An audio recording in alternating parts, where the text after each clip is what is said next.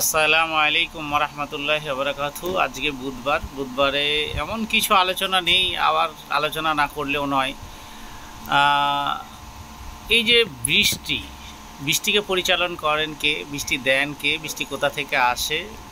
আমরা যেমন গরু চড়াই, গরু চড়ানোর একটা রাখাল থাকে বা কৃষাণ থাকে। গরুকে ডাইনে বামে যেতে বললে সে ডাইনে বামে যায়। যেমন ধরেন বাড়িতে একটা প্রভুভক্ত প্রাণী আছে, অনেকেই পোষেন কুকুর। বাড়িতে একটা নতুন লোক ঢুকলো, তাকে ঘেউ ঘেউ ঘেউ ঘেউ করতে লাগে। আপনি যে মালিক তখনই যে বলেন এই চুপ, তখন সে চুপে যায়। তো আল্লাহ তাবারাক ওয়া তাআলা মেঘকে একটা ফেরেশতার উপরে ছেড়ে দিয়েছে। সেই ফেরেশতাটার নাম আমরা হয়তো অনেকে জানি, আবার অনেকে জানি না।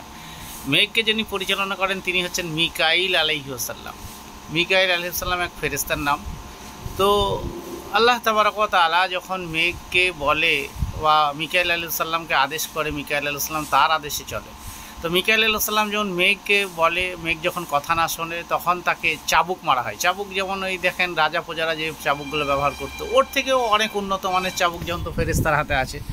আর চাবুক যখন তিনি মারেন তখন সেই সঙ্গেই আপনার বিদ্যুৎ চমকায়।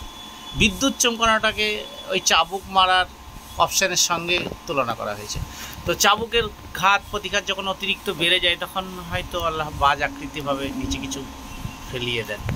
তো এটাই একটা ব্যাপার।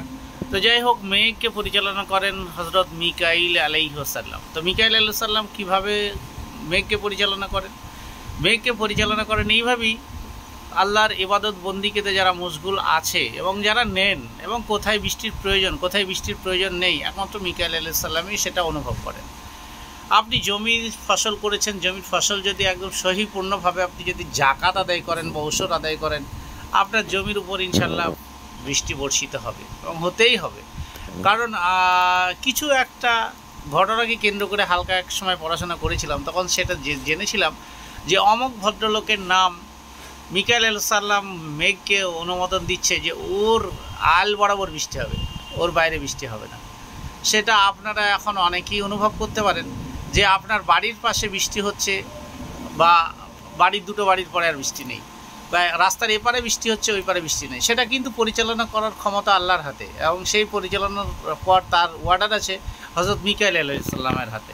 তো মিকাইল আলাইহিস সালাম বলে যদি এই NH-34, NH-12, NH-20 এর আগে পরে বৃষ্টি হোক, তো মিকাইল আলাইহিস সালামের কথা অনুসরণ করে মেঘ বৃষ্টি দেবে। তো মেঘকে পরিচালনা করেন মিকাইল আলাইহিস সালাম।